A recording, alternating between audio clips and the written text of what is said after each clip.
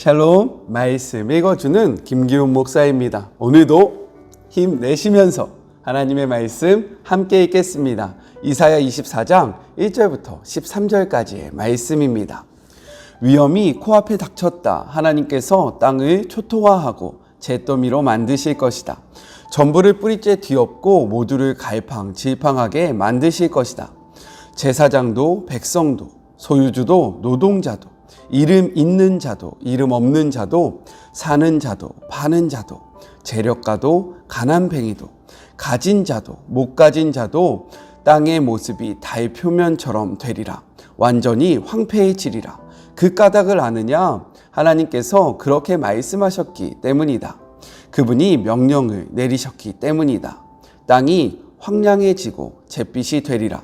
세상은 정적과 슬픔만이 감돌고 하늘과 땅이 생기와 빛을 잃으리라. 땅이 거기 사는 사람들로 인해 더럽혀졌다. 법을 깨트리고 질서를 교란시키며 신성하고 영원한 언약을 범하는 자들로 더럽혀졌다.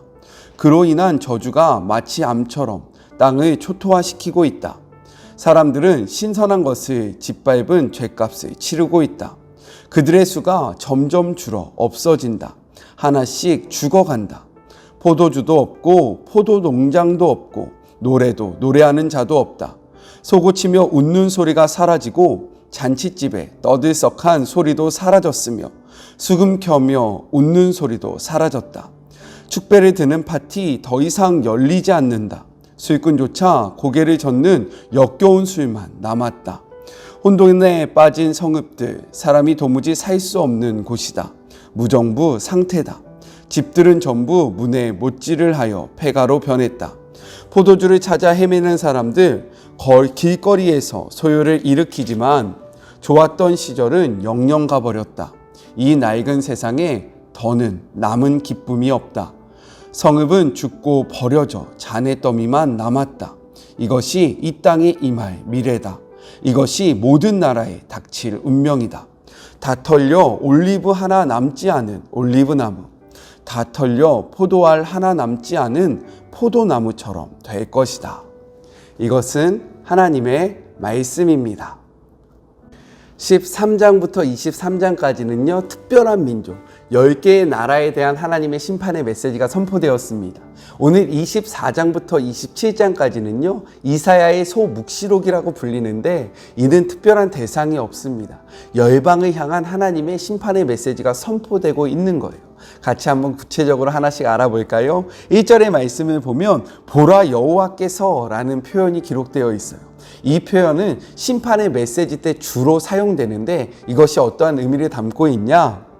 하나님의 심판의 그 확실성 그리고 그 심판의 임박성을 드러내고 있는 표현이 바로 이러한 표현입니다. 1절의 말씀을 보면요, 상반절 그리고 하반절로 나눠서 내용이 달라요. 전반부는요, 파괴의 심판을 기록하고 있고요, 후반부는요, 흩어짐의 심판을 이야기하고 있습니다. 2절의 말씀을 보면요, 신분과 지위와 상관없이 하나님께서 모든 자들을 심판하실 것이다 라고 선언하고 있는 거예요. 이것은 두 가지의 메시지를 담고 있는데, 첫 번째, 공의의 하나님께서요, 정말로 모든 것 가운데 영향력을 받지 아니하시고 바르게 판단하실 것이다 라는 것을 선포하고 있는 거예요. 지위가 높던 낮던, 경제적으로 강하던 약하던 상관없이 정말로 분명한 기준으로 모든 자들을 심판하실 것이다. 하나님의 그 공의를 드러내고 있는 표현이 바로 2절이고요. 그리고 또 이것이 나타내는 두 번째 의미는 무엇이냐면 조금 마음이 아픕니다. 높은 자로부터 낮은 자까지, 강한 자로부터 약한 자까지 모두 다 하나님의 말씀을 떠났음을 이야기하고 있는 거예요. 그렇기 때문에 모두에게 하나님의 그 심판의 메시지가 선포되어짐을 기록하고 있는 것입니다. 3절의 말씀을 보면요, 1절의 말씀과 매우 유사해요. 1절에 했던 이야기를 다시금 3절에서 이야기하는 것 같은 반복이 이루어집니다. 이것은 무엇이냐면 하나님의 그 심판이 확실하게 이루어질 것임을 드러내고 있는 거예요.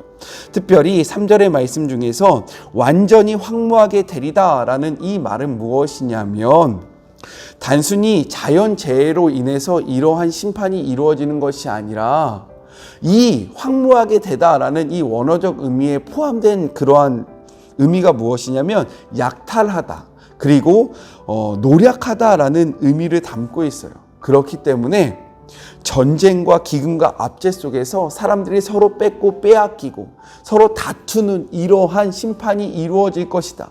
이러한 것으로 말미암아 너희의 삶이 약탈당하고 노략질당하면서 황폐해질 것이다 라고 선언하고 있는 거예요.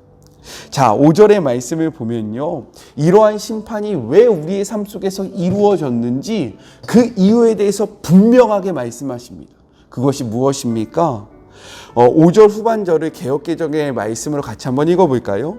이는 그들이 율법을 범하며 율례를 어기며 영원한 언약을 깨트렸습니다 라고 이야기하고 있는 거예요.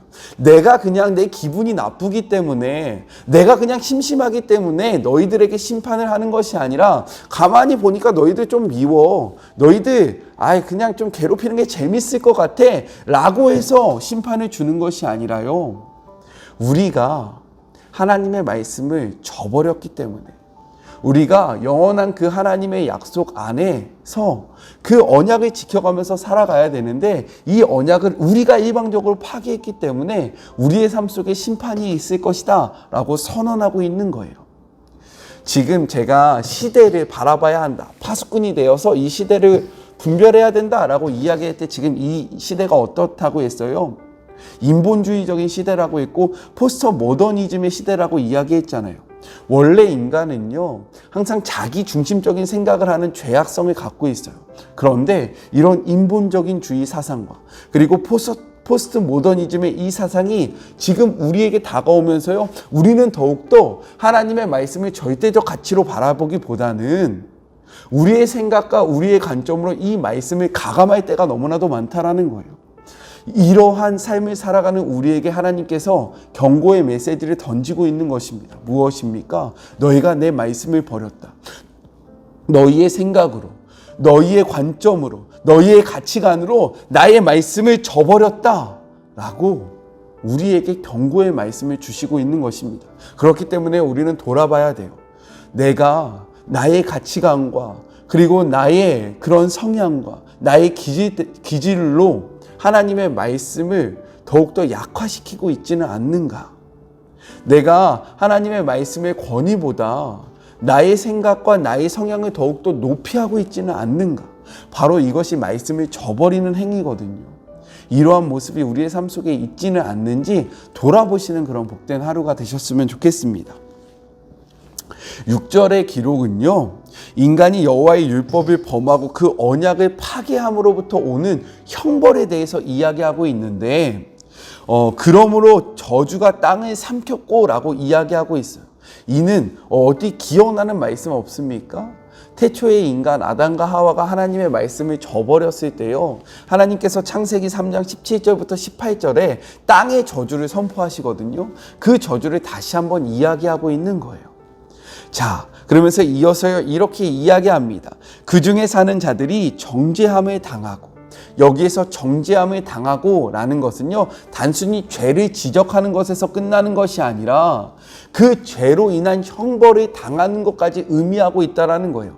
너 이거 잘못했어 라고 이것을 꼭 집어서 이야기해 주면서 그치는 것이 아니라, 여기에서 더 나아가서요, 너 잘못했으니까 이리 와, 발바닥 맞아 라고 하면서 형벌까지 포함한 이야기가 바로 그 중에 사는 자들이 정죄함을 당하고 라는 이러한 표현이라는 것입니다. 이것을 통해서 우리는 무엇을 깨달아야 합니까? 우리가 하나님 앞에 죄를 짓잖아요. 물론 하나님께서 우리가 그 죄악을 고백하면요, 우리의 죄를 용서하시지만 그 죄의 결과가 우리의 삶에 남는다라는 거예요.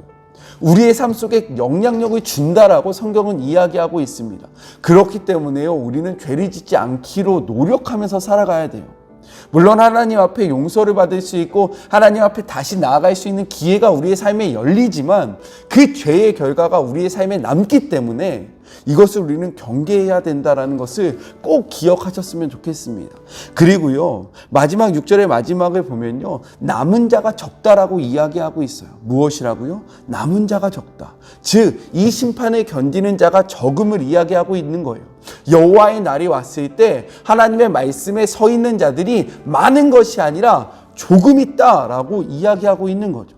성경은요, 믿음의 길을 어떻게 이야기합니까? 넓은 길, 모든 사람들이 사랑하는 길, 모든 사람들이 달려가는 길이라고 이야기하지 않아요.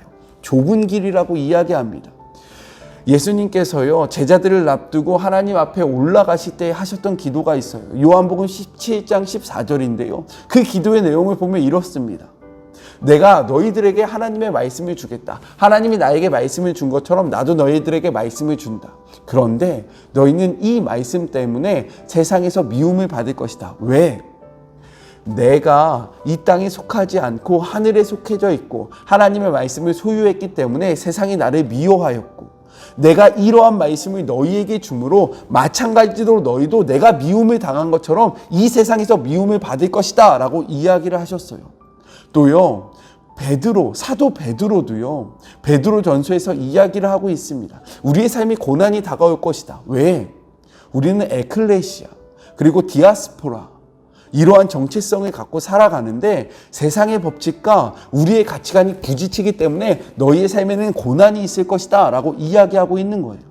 우리가 신앙생활을 하다 보면요, 물론 기쁨도 있고 즐거움도 있습니다. 하지만 고난이 수반된다고 성경은 기록하고 있어요. 이 고난이 수반되고 수반되지 않고는 우리의 선택이 아니라요, 말세의 징조 중에 하나라는 것입니다. 그렇기 때문에 우리의 삶에 고난이 있다, 괜찮아요. 우리가 이 길을 바르게 걸어간다라는 그 확신으로 삼기를 주님의 이름으로 축복합니다. 아셨죠? 우리가 예수 그리스도를 믿음으로 우리가 핍박을 받는다, 하나님 앞에 자랑으로 여기십시오. 주님, 저 잘 가고 있는 거 맞죠? 하나님, 이 세상이 저를 이렇게 욕하는데요, 제가요 정말로 주님의 뜻대로 살고 있음을 주님께서 인정해 주시는 것이죠? 라고 생각하면서 우리의 마음이 무너지지 않기를 주님의 이름으로 축복합니다. 남은 자가 적대요.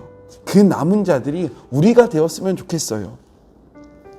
7절부터 9절은요, 여호와의 심판으로 인해서 세상의 기쁨이 사라질 것을 예언하고 있어요. 7절에는 새 포도즙과 포도나무가 나옵니다. 새 포도즙은요, 고대 근동 사회에서 어떠한 것을 의미했냐? 인간의 마음을 즐겁게 하는 것으로 이러한 것이 표현되었어요. 또요, 윤택한 삶을 상징하는 중요한 요소가 바로 새 포도즙이었다는 거예요. 그런데 오늘 말씀을 보면요, 이 새 포도즙이 없어진다라고 이야기하고 있어요. 그리고 또요, 포도나무는요, 번영과 평화의 상징이었습니다. 근데 말씀을 보니까요, 이 포도나무가 시들고 없어질 것이다라고 이야기하고 있어요. 즉, 우리가 이 세상 속에서 즐거움을 찾는 것, 이 세상 속에서 우리가 유익을 찾으려는 것들이 다 사라지게 될 것이다 라고 이야기하고 있는 거예요. 여기에서 이어서요, 10절부터 12절에는요 무엇을 기록하고 있냐면, 여호와의 심판으로 인해서 사람이 거주하는 그곳이 완전히 황폐해져서 도무지 사람이 살 수 없는 그러한 환경이 될 것이다 라고 선포하고 있는데요, 12절에 성읍이 나옵니다. 이 성읍은 무엇을 나타내고 있느냐? 사람들이 안전한 삶을 보장하는 그 울타리가 성읍이었다라는 거예요. 근데 이 울타리가요, 무너지고 없어진다라고 이야기하고 있어요. 7절과 그리고 9절의 메시지와 같죠. 또 볼까요? 성문이 나옵니다. 성문은요, 성읍의 중요한 기능을 감당했는데, 이 성문에서 어떠한 일들이 이루어졌냐? 많은 사람들이 모여서요, 물건을 사고 팔고요, 그리고요, 이 안에서 교제를 하고요, 이 안에서 이들이 서로에게 힘을 얻고, 그리고 재판도 일어났고요, 삶의 중요한 그리고 가장 필요한 필수적인 요소였던 장소가 바로 성문이었다라는 거예요. 그런데 이런 장소가 사라짐을 의미합니다.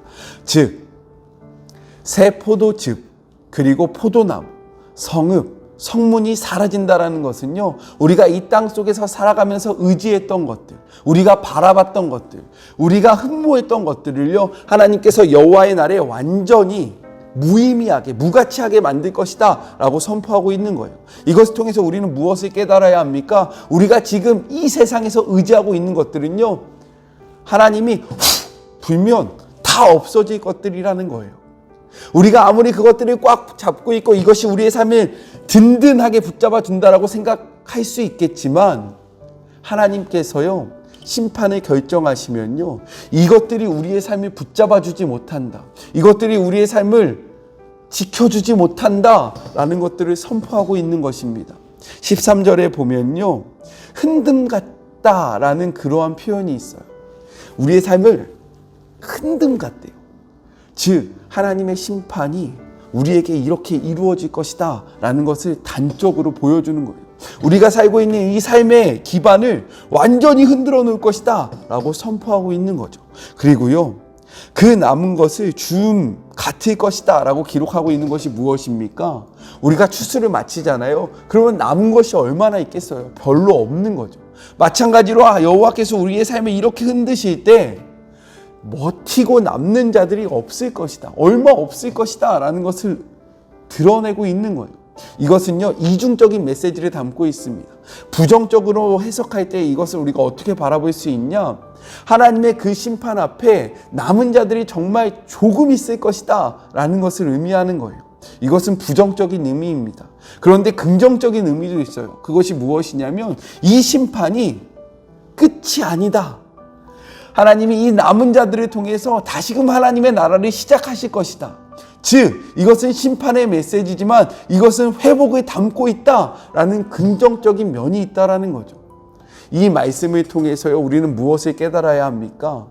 하나님의 심판이 우리 가운데 올 때요, 하나님이 우리를 심판하시는 이유는요, 우리를 완전히 멸망시키기 위해서가 아니라는 것을 우리는 깨달아야 돼요. 하나님은요, 심판을 즐기시는 분이 아닙니다. 약간 이렇게 정신이 이상해서요, 누군가의 아픔을 바라보면서 막 이렇게 희열을 느끼는 분이 아니라는 거예요. 하나님은요, 우리를 사랑하기 때문에 우리가 바른 길로 걸어가기 위해서 우리를 향해서 눈물을 흘리시면서 책질을 하고 있다는 겁니다. 이 경고의 메시지가 선포되어질 때 하나님 앞에 돌이키시는 주의 자녀들이 되셨으면 좋겠습니다. 아셨죠? 우리 같이 기도할까요? 하나님 감사합니다. 오늘도 말씀을 통해서 우리가 어떻게 살아가야 할지를 가르쳐 주심에 감사합니다. 하나님, 우리가 이 남은 자들이 되기를 소망합니다. 이 남은 자들이 돼서요, 하나님 앞에 회복의 그 시발점이 되기를 원합니다. 우리가 의지하는 그 수많은 것들 하나님 앞에서 아무런 의미가 없다는 것을 깨달았사오니 주님, 우리가 정말로 우리의 도움 되시고 우리의 구원 되시는 하나님을 바라보는 믿음의 자녀 되게 하여 주시옵소서. 주님을 사랑합니다. 주님, 우리 가운데 회복을 이루어 주실 것을 믿으며 우리가 남은 자가 되기를 소망하며 예수님의 이름으로 기도드립니다. 아멘. 네, 오늘은 좀 특별하게 엔딩을 해볼까요? 사랑하고 축복합니다. 힘내세요. 우리 내일 만나요. 안녕.